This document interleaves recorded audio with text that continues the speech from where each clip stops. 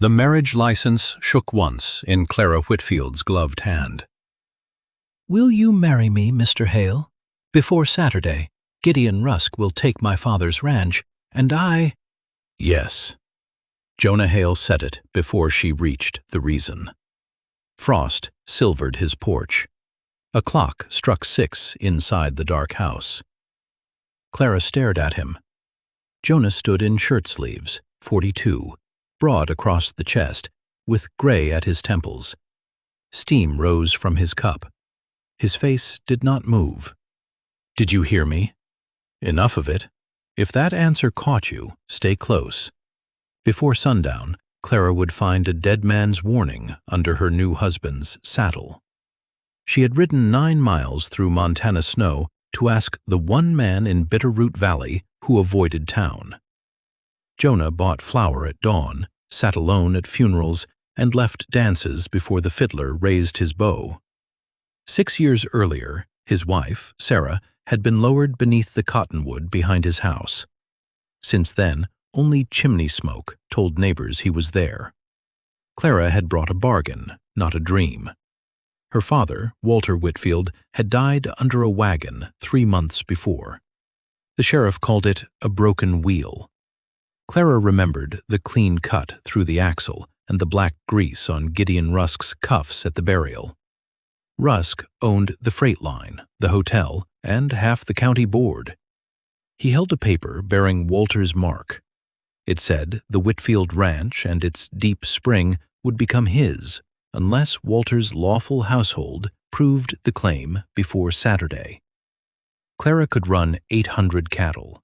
The board still called her the girl. Judge Lyle had given her one narrow door.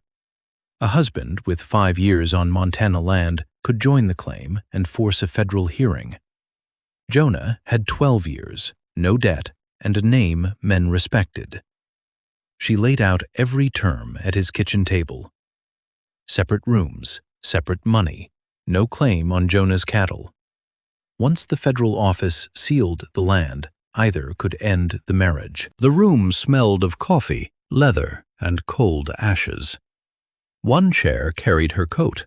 The other 3 had dust on their seats. "What do you get?" Clara asked. He looked toward the north window. The cottonwood stood beyond the glass, its bare branches scraping the white sky. A reason to set 2 cups out. Her fingers closed around the edge of the table.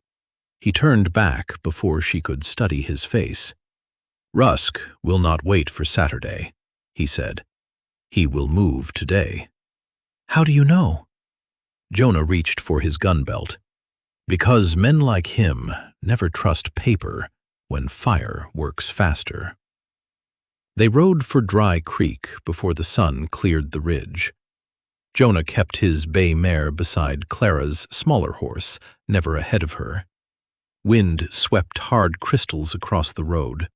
They struck her cheeks like thrown sand. At Miller's Crossing, Jonah raised one hand. A fresh hoofprint cut the snow near the pines. Then another. 3 riders had left the road and climbed toward the rocks above them. Jonah's eyes followed the marks. His thumb eased the leather strap from his revolver. "Ride back," he said. "I did not come 9 miles to turn around." His jaw tightened. Then the corner of his mouth lifted by the width of a matchstick. "Stay on my left."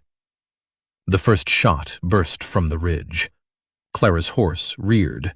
Jonah seized the bridle, pulled the animal behind a fallen log, and fired once.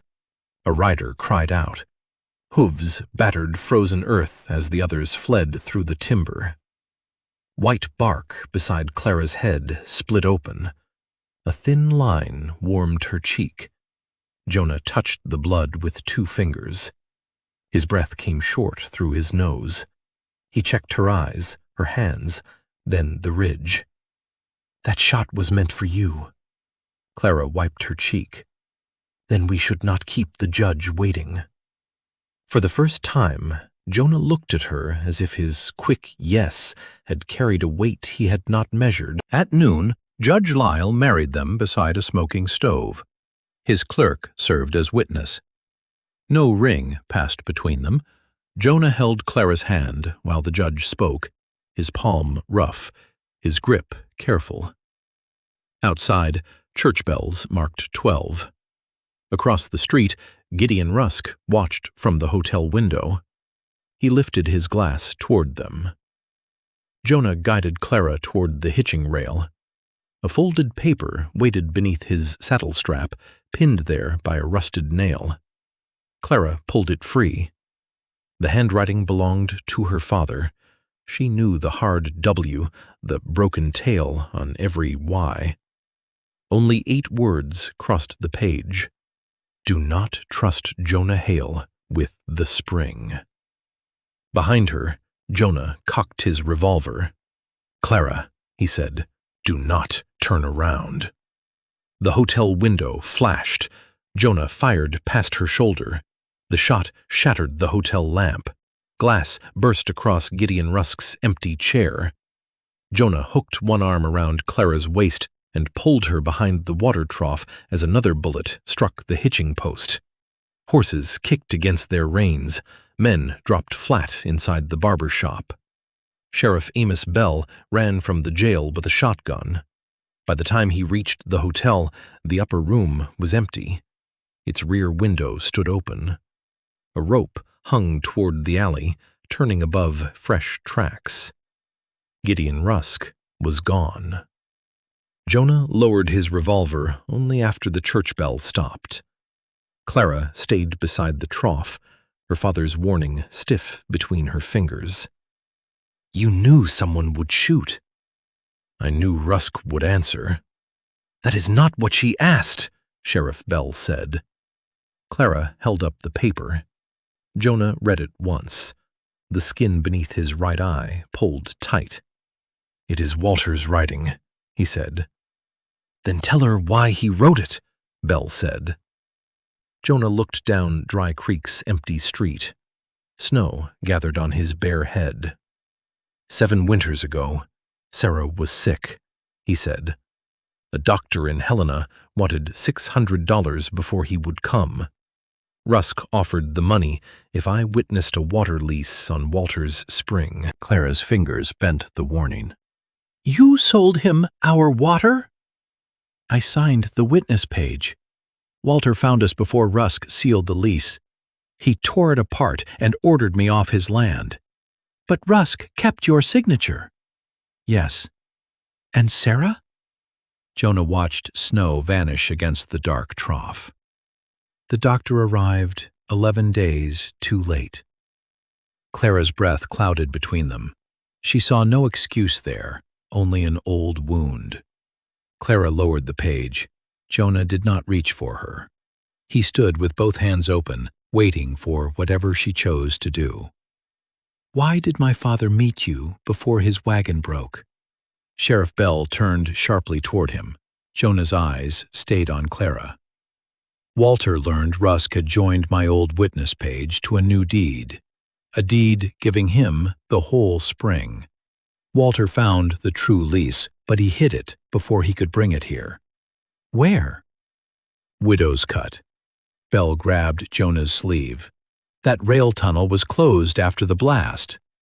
Walter left me the signal box key. Clara stepped close enough to see a pale scar under Jonah's jaw. You kept this from me. Walter told me Rusk had men watching her ranch. If I went for the lease alone, I would lead them to it. If I told Clara, she would ride there herself. You were right about that, she said.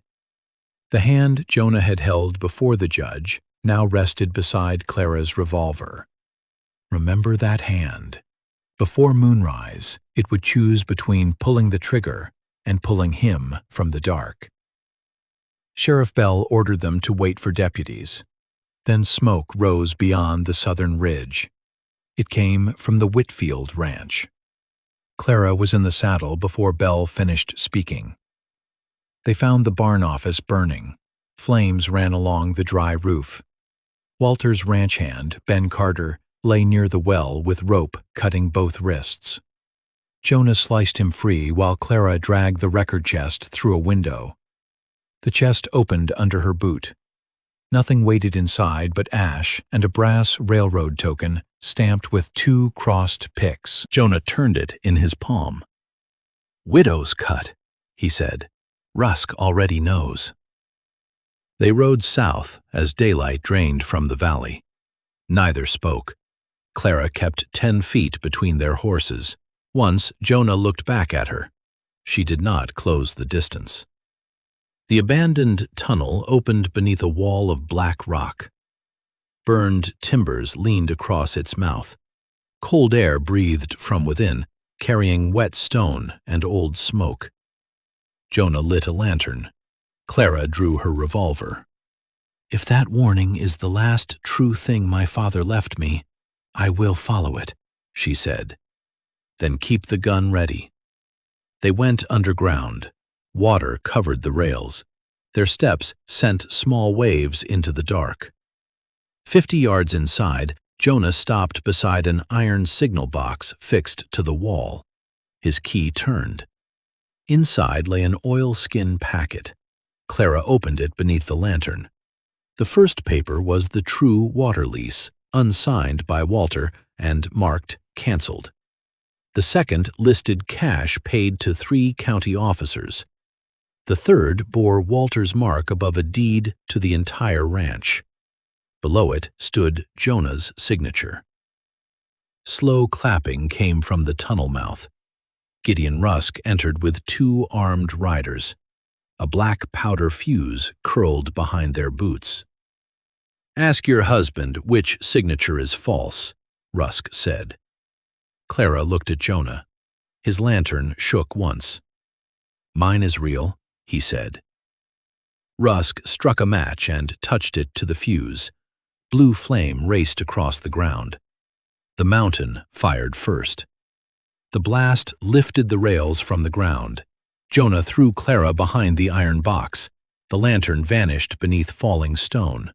A timber struck his back and drove him to one knee. Black dust filled Clara's mouth. She pressed the oilskin packet under her coat and reached through the dark until her hand found Jonah's sleeve. "Can you stand?" "When you pull." She braced both boots against the wall. The timber rolled from his shoulder. Jonah rose with one arm hanging low. Boots scraped beyond the dust. One of Rusk's riders came through with a revolver held forward. Clara saw his shape against the burning fuse. She fired at the iron rail beside him. The bullet threw sparks into his face. He stumbled backward, clawing his eyes. Jonah knocked the gun from his hand and drove him against the wall. The second charge hissed near the tunnel mouth. "Water channel," Jonah said, "behind the signal box." They squeezed through a stone opening as the next blast struck. Freezing water reached Clara's knees. The passage narrowed until they crawled, Jonah pushing with one arm while rock ground against his wounded shoulder. Clara kept hold of his coat. The same hand that had rested near her revolver pulled him through the dark. They reached a low chamber beneath the Whitfield spring. Pale moonlight entered through a split in the roof. Jonah leaned against the wall, each breath cutting short. Clara opened the packet again. "Your signature is real." Rusk cut it from the old witness page. "Look at the holes." Tiny stitch marks crossed the bottom of the deed. The upper sheet was clean and white. The strip carrying Jonah's name had yellowed at its edges. "My father saw this." "He saw my name and remembered what I nearly did. He wrote that warning years ago." "Yet he gave you the key." Jonah met her eyes. "He came to my house the night before he died. He put it in my hand and said you would finish what he could not." A revolver clicked above them. Gideon Rusk stood on the ledge beneath the broken roof. Blood ran from his hairline. His smile showed one dark tooth. "Hand up the packet." Clara rose slowly. The payment list names you. A list burns. It also names Curtis Briggs, the man who cut my father's axle. Rusk's gun shifted toward her chest. Briggs only loosened it. Walter chose the steep road.